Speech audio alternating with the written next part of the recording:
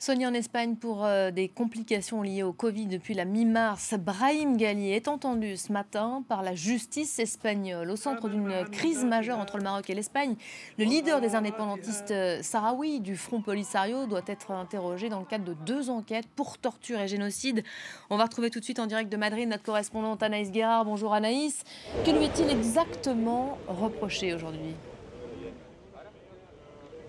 Eh bien écoutez, la liste est longue. Crimes contre l'humanité, génocide, détention illégale ou encore torture. Voici ce qui est reproché donc à Brahim Ghali. Brahim Ghali dont l'audience se déroulera dans le bâtiment juste derrière moi, ici l'audience nationale, mais qui lui comparaîtra en vidéoconférence depuis sa chambre d'hôpital, donc à quelques heures de Madrid. Alors le chef du Front Polisario a assuré qu'il voulait comparaître pour, je cite, démonter la stratégie marocaine de criminaliser le Front Polisario. Un argument largement défendu par les fronts Polisario. D'ailleurs, plusieurs gerbes de fleurs et mots de soutien ont été déposés devant l'hôpital où il est actuellement.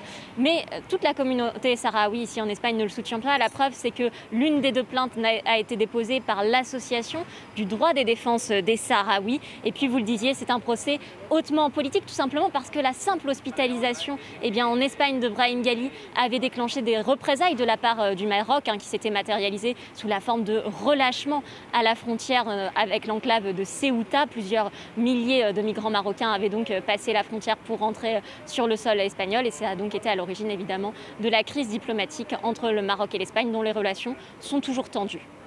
Voilà, un Rabat qui considère Brahim Ghali comme criminel de guerre. Qu'est-ce que cette affaire a provoqué en Espagne, Anaïs ?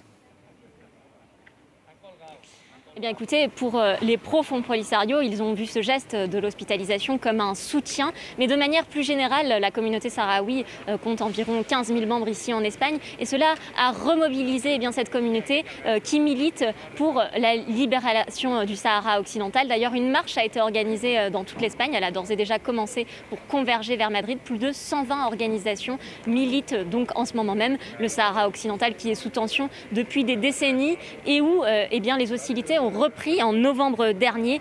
L'Espagne, à cet égard, se trouve dans une position délicate puisque le Sahara occidental est une ancienne colonie et que l'ONU la reconnaît aujourd'hui encore comme responsable administrativement de la zone, et ce alors même que la plupart du désert est aux mains aujourd'hui des Marocains.